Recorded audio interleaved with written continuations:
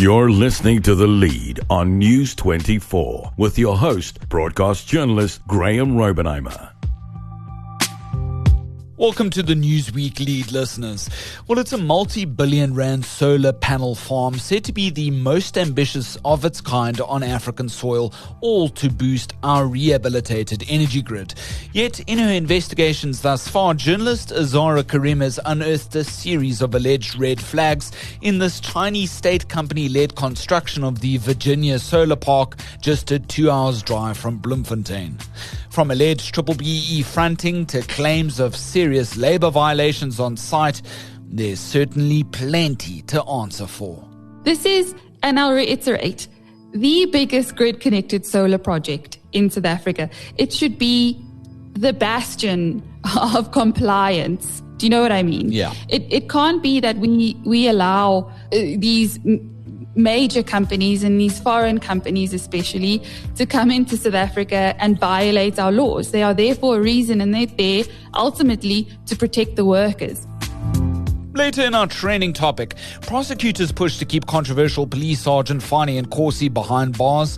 And finally, 123 people perished on a Boeing 707 plane crash in Namibia on this day in SA History, our regular segment. To know when the next episode drops, hit the like, follow, and subscribe buttons on our YouTube, Spotify, and Apple Podcast channels.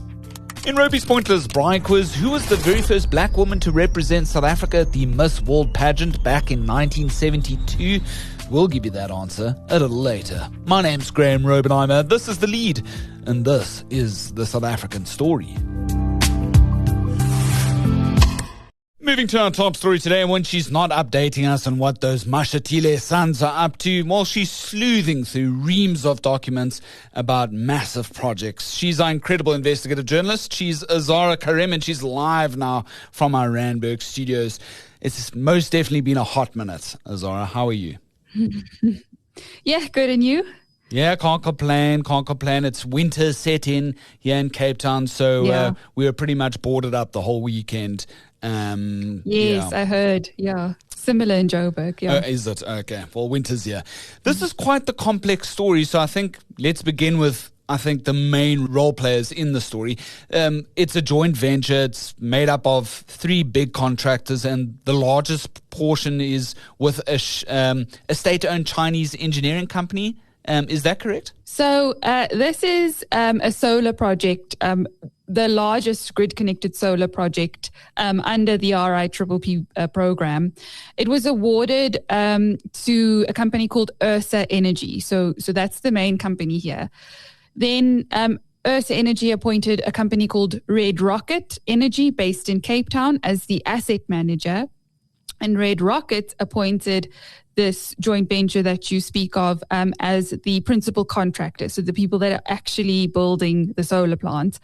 And that joint venture is made up, it's an unincorporated joint venture, made up of a Chinese state-owned company called Power China, HDEC, their subsidiary Sino Hydro, and South African-based BEE partner Green Whistle.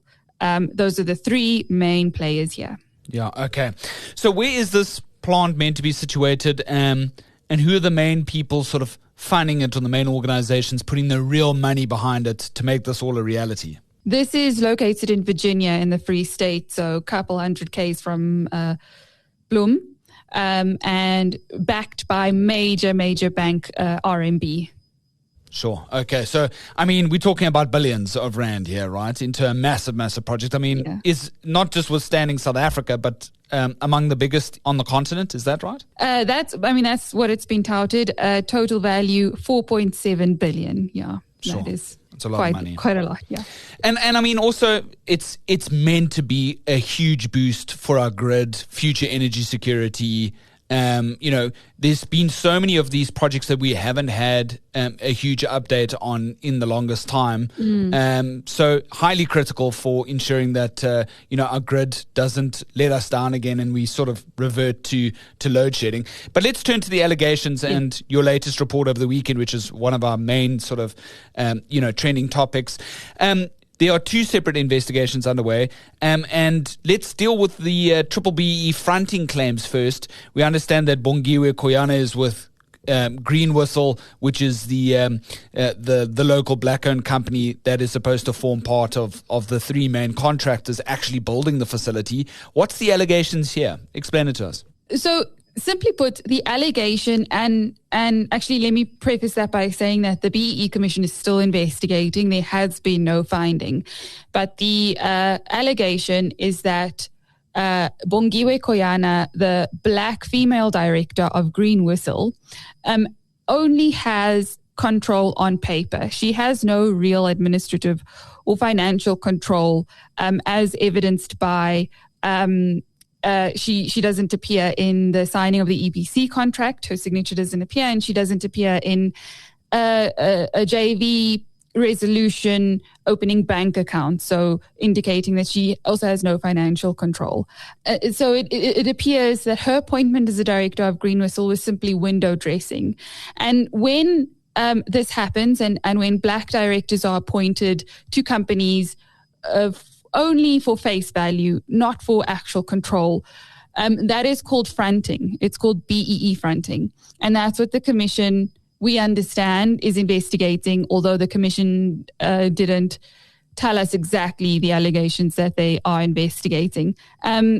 But Red Rocket's response was that Bongiwe has a co-director called Tsung En Lao, who is a South African citizen and who is regarded as black under BEE regulations.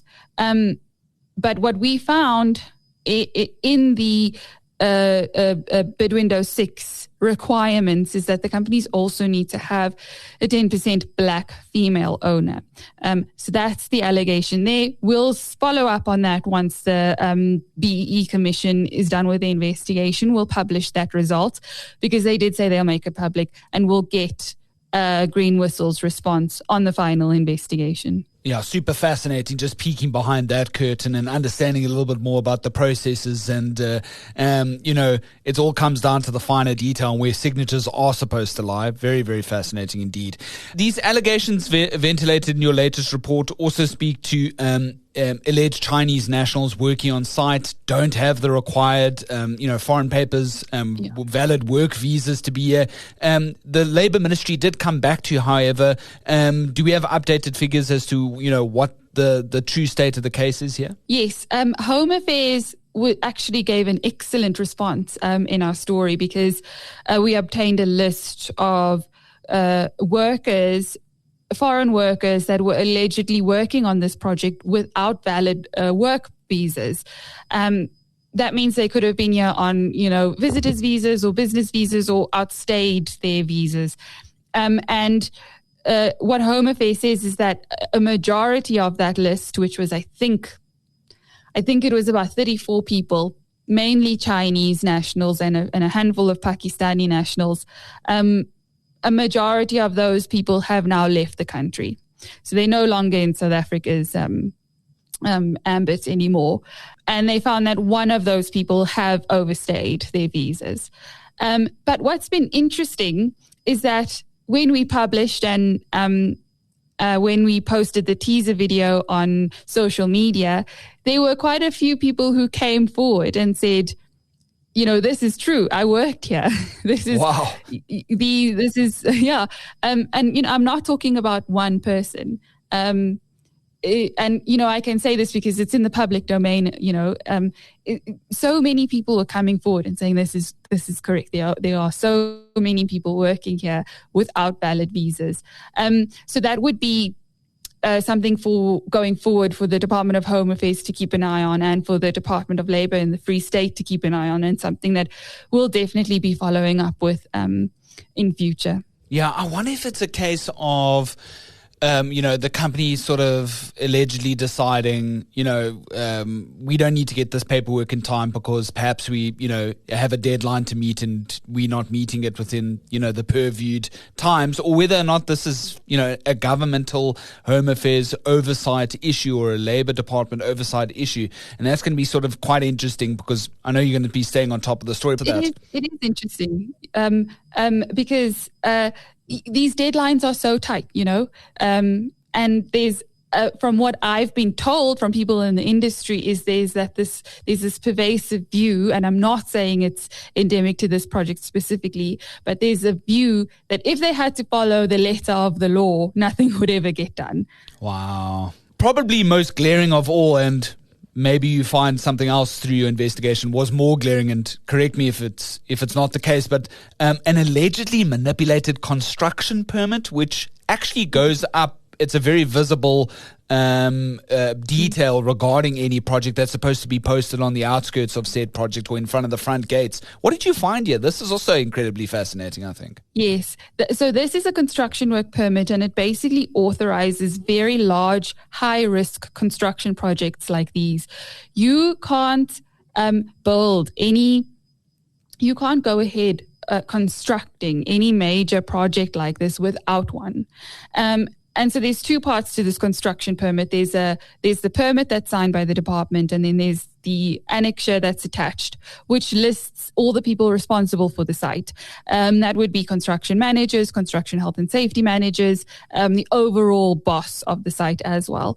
What has been alleged there is that permit, which indeed is displayed and has to be displayed, was manipulated in that they changed the annexure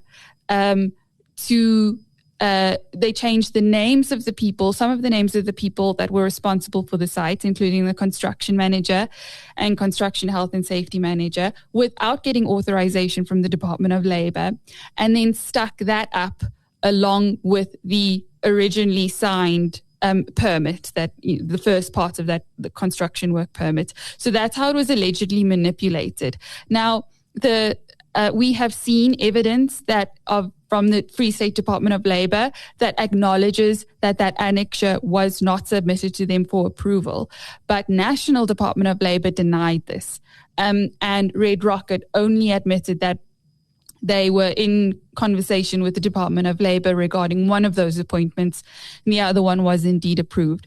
But without that permit and without that authorized permit from the Department of Labor, construction actually can't go ahead. It's unclear why. The moment the Department of Labor in the Free State found out about that site wasn't shut down, at least temporarily, until that was sorted out. Sure. Okay.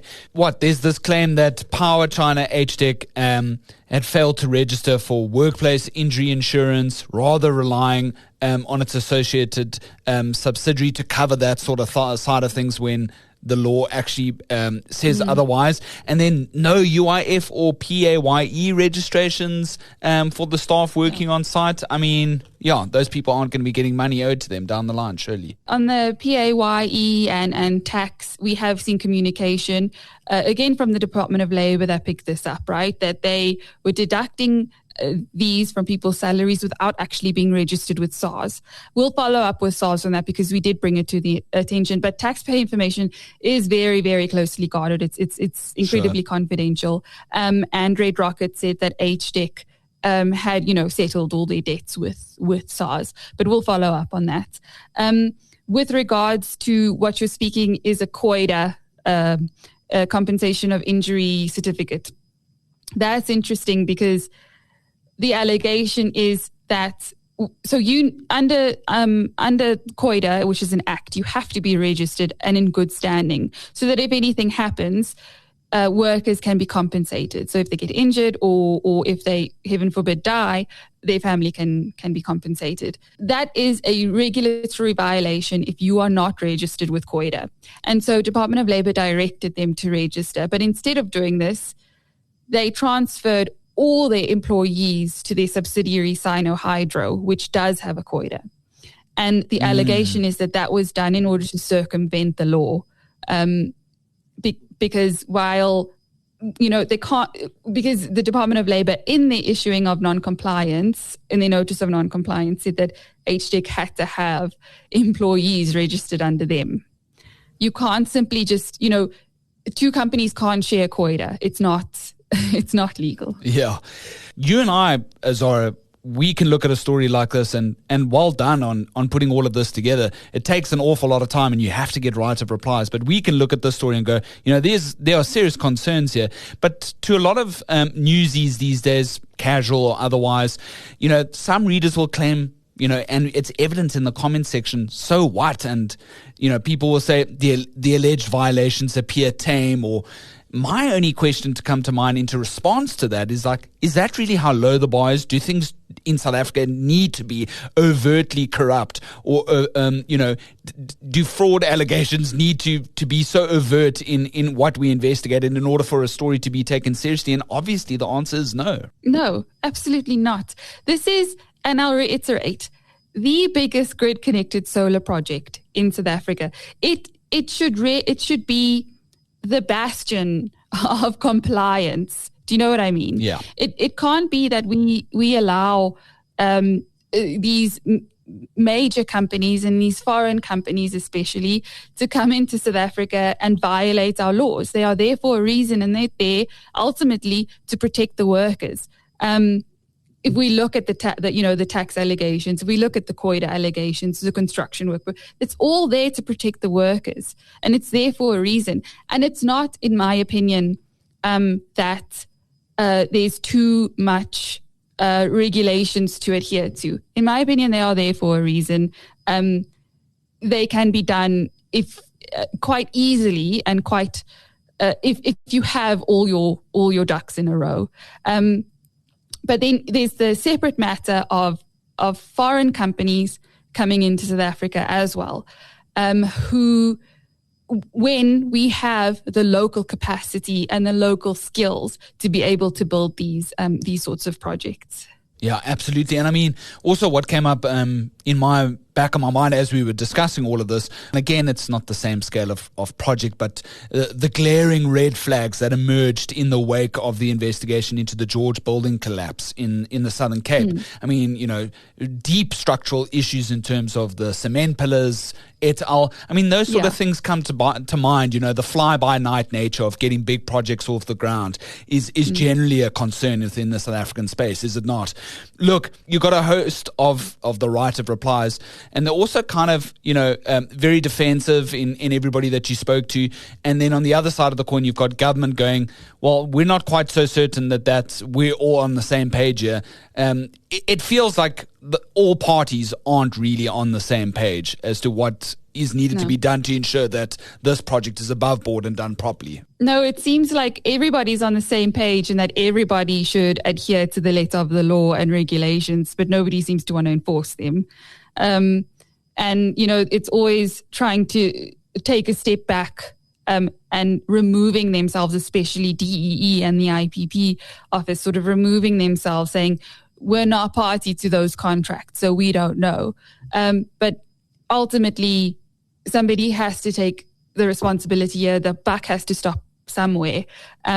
This can't happen.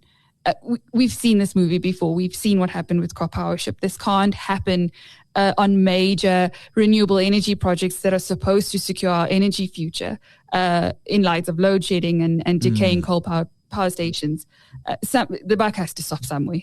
All of this surely should have led to a temporary sort of downing of tools, not within the strike context of saying that term, but, to actually shut down the site, because surely all of this would have been enough to argue for that. What did your sources tell you about that? Yeah, my sources told me that exact same thing. And it's unclear why that didn't happen. And that's not to say that these allegations, and particularly the COIDA issue and particularly the construction work permit issue, but that's not to say that it should have shut down the project, full stop. It's to say that tools should have been downed, construction should have been paused so that these administrative issues could be sorted out. Ensuring that everybody has a friggin' visa in the first place. Ensuring that the Free State Department of Labour assisted these companies in getting their COIDA, in getting the construction work permit sorted out. So again, it's not to say that the project should have been shut down completely. It's to say that something should have been done to correct this and in the meantime, shut that project down. Yeah, and yet it's more often than not left to the media to investigate and to bring these things to the fore. This is the final question. The project is meant to go live, according to Red Rocket, this year, is it not, in terms of adding to the grid? It's in July, so that's 3 months. Okay. And this would be adding electricity, added megawatts to the grid? Yes, and according to Red Rocket, power about over 400 homes. So, I mean, that's not nothing. 74% complete, if I stand corrected. Okay, well, let's hope these things can be, sorted out so that can happen and we can have better energy security in future. I mean, that's all I'm really going to take out of this. But, I'm sure we're going to be doing follow-ups in future to see where all these investigations stand, what else might come out of the woodwork. Thanks for your time on The Lead, Azarrah. Yeah, and keep an eye because there will be follow-ups. Trending topic. In our trending topic for today, from theft to the illegal possession of firearms to obstructing the ends of justice, controversial police sergeant Fannie Nkosi remains behind bars for now, and prosecutors are hoping to keep it that way. The suspended SAPS organised crime unit member who appeared as a witness at the Madlanga Commission was back before a Pretoria magistrate this Monday. Members of the Commission's investigative unit uncovered case dockets and highly dangerous weaponry, including a hand grenade, in a raid on Nkosi's Pretoria North home. Now, some of the dockets apparently speak to investigations into cash and transit heists, as well as hijacking, some dating back more than a decade ago. Prosecutors argue that Nkosi remains a serious flight risk and may evade trial or destroy evidence should he be released on bail, whilst his defense team insists that all of this is built rather on speculation, adding that a suspended officer couldn't interfere with police matters even if they wanted to. Judgment on bail for Nkosi, who's possibly staring down a 15-year minimum prison sentence, is reserved until this Wednesday, reports our News 24 journalist, Tankiso Maketa. Got anything to add? Drop us a comment below.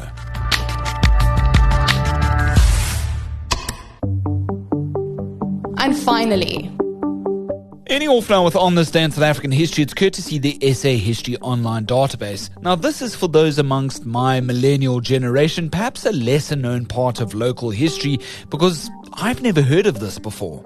You may know of the history of the Helderberg crash, sure, but did you also know that on this day, the 20th of April 1968, an SA Airways Boeing 707 crashed mere moments after taking off from Windhoek, Namibia's main airport at the time.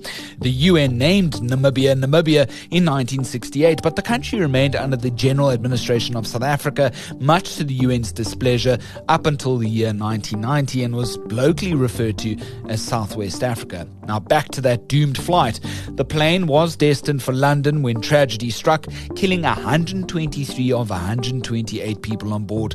All in all, only 5 people survived, all of whom passengers. There were more than 30 German nationals on board at the time as well. A later investigation found that a combination of mostly human errors were to blame for this crash, compounded by extremely poor nighttime visibility, and it was largely reported to be the 7th worst air disaster at the time. I kid you not, I've never heard of this in my life. That's all courtesy of the SA History Online database. Well, you know what they say, the more you know. And in Roby's Pointless Braai Quiz today, the question was, who was the very first black woman to represent South Africa at the Miss World pageant in the year 1972? That honour lies squarely with Cynthia Shange. Sadly, though, news came this morning of her passing at the age of 77. In fact, she opened doors for black women in the beauty queen and entertainment scene at a largely difficult apartheid SA period. She later went on to star in the beloved soapy Movango, as well as the flick Shaka Zulu. May her soul rest in peace. Kindly note our next edition of The Lead's only dropping on Wednesday nights at 7 p.m. We're changing things up here a little bit at The Lead, so look out for those changes. In the meantime, if you'd like to mail us, you can do so at thelead@24.com or just simply drop us a comment below. The Lead is very much chuffed at this point to report that we're sitting on around 1.3 million listens after a year of being on air. That's all thanks to you for tuning in and being an avid subscriber of News 24. My name's Graeme, and so long as there's trusted news first, we'll have The Lead.